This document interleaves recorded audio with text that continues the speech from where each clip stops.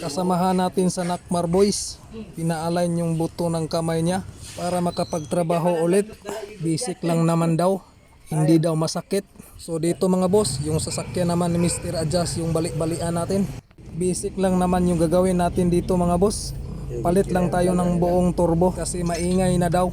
So ayan dito, malakas na kumot-kuot yung kasamahan natin na si GM D. Guzman. Ayan, fast forward tayo mga boss kasi basic lang naman yung ginawa natin. Kahit sino namang mekaniko ay alam na nila kung paano magbaklas ng turbo.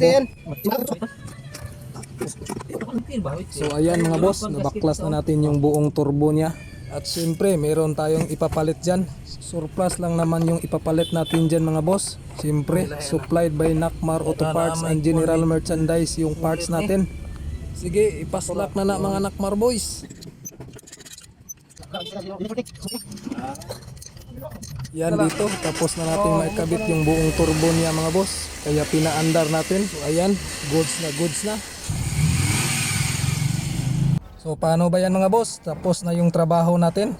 Maraming salamat sa panonood. Ingat palagi. God bless.